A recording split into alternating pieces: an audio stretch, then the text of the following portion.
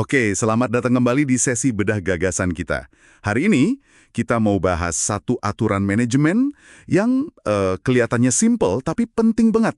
Dari buku Richard Templer, The Rules of Management. Spesifiknya, aturan nomor 91. Jangan mengkritik manajer lain. Sumbernya langsung dari buku itu ya. Nah, misi kita sekarang, kita mau coba gali lebih dalam, kenapa sih nahan iri buat nggak kritik rekan manajer itu krusial banget buat karir dan ya pandangan orang ke Anda di kantor. Aturan ini tuh sebenarnya kayak kelanjutan dari ide soal persaingan sehat. Kalau kita bisa lihat kompetitor luar sebagai pemicu semangat, nah gimana seharusnya kita bersikap sama kompetitor internal, rekan kerja kita sendiri. Yuk, kita coba bongkar logikanya.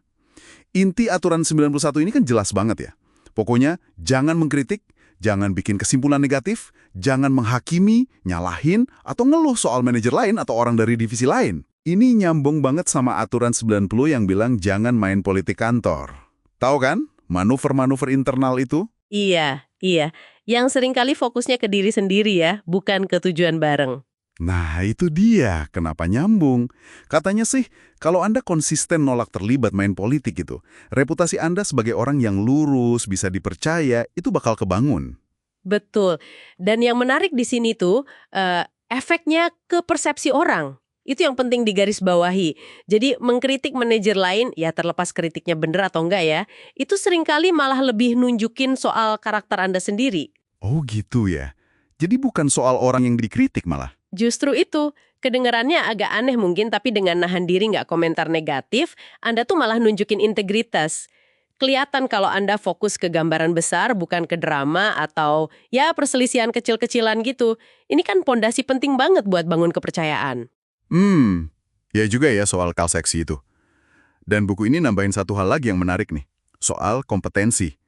Katanya kalau Anda memang merasa kompeten, maksudnya yakin sama kemampuan diri, berani, kreatif, cekatan gitu, Anda tuh sebenarnya nggak perlu takut sama persaingan internal. Ah, bener. Rasa insecure itu ya biasanya. Iya, rasa takut atau nggak pede itu yang sering jadi pemicu politik kantor dan kebiasaan ngeritik. Jadi, mending energinya dipakai buat ningkatin performa sendiri dan tim daripada ngurusin kelemahan orang lain. Persis. Sikap mahan diri itu bukan berarti pasif loh ya. Tapi itu nunjukin kematangan profesional dan ya rasa percaya diri. Coba deh pikirin gini. Pada dasarnya kan semua orang di perusahaan itu ya teorinya satu tim besar. Punya tujuan yang sama. Harusnya gitu ya? Iya kan? Nah, kalau Anda terang-terangan nerang anggota tim sendiri, dampaknya apa coba? Ya pasti ngerusak moral. Orang jadi males kerja sama. Suasana kerja jadi nggak enak. Sebaliknya, kalau Anda milih buat nggak mengkritik, Anda itu kayak ngasih contoh standar perilaku profesional yang bagus. Itu benar sih. Dan itu bisa nular juga ke yang lain. Saya jadi mikir, seberapa sering ya kita ini mungkin tanpa sadar kejebak dalam pola ngeritik ini? Apalagi kalau lagi kesel atau tertekan gitu ya. Godaannya pasti ada. Pasti ada.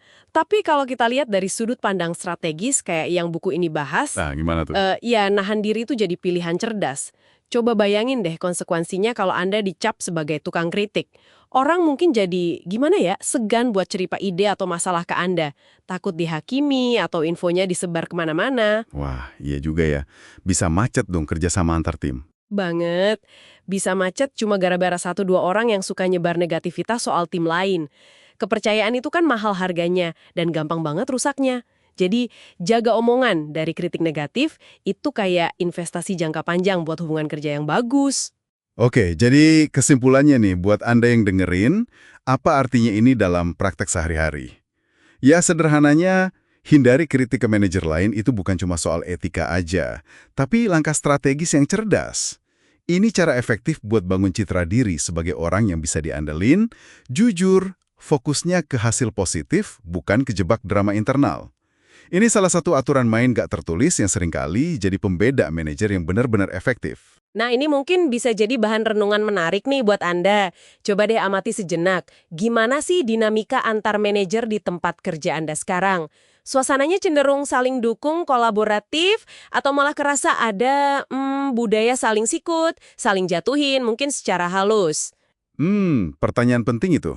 Ya, terus coba pikirin gimana suasana itu, mau positif atau negatif, berdampak ke semangat kerja tim Anda, ke efektivitas kerja secara keseluruhan. Ini penting buat direnungkan. Oke, sampai ketemu lagi di pembahasan kita selanjutnya ya.